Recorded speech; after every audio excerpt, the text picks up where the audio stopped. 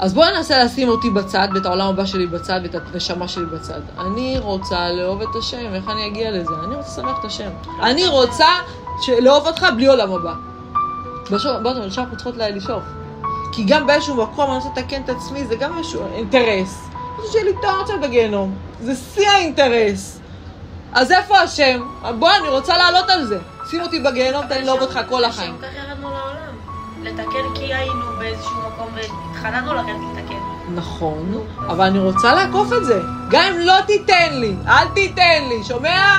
הנה הוא שומע, הוא פה, אל תיתן לי עולם הבא. אני רוצה לאהוב אותך כל החיים. רק קשר אמיתי אני רוצה איתך. אם הוא לא אמיתי, אז תשים אותי בגיהנום, אומרת לך את האמת.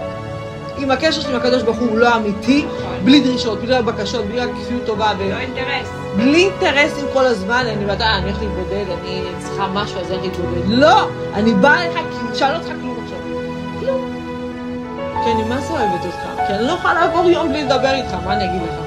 לא יכולה להעביר את היום הזה בלי לדבר איתך. כי אכפת לי ממך. כי אני אוהבת אותך, אני גדלת ליצירה שלך.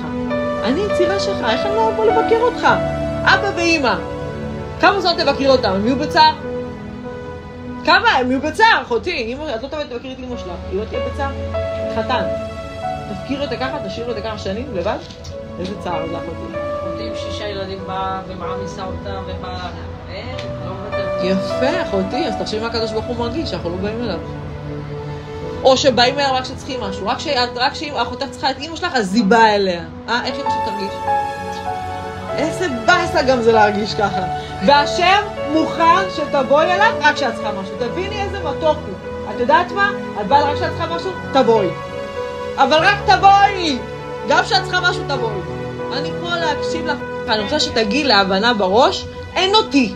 תרצה אותי בעולם הזה, אחר כך לא תרצה אותי, לא מעניין אותי, אתה לא מעניין. לא מעניין אותי מה תיתן לי, מה תיקח לי, תאמיני לזה אבל. עם ילדים, בלי בעל, לא מעניין אותי.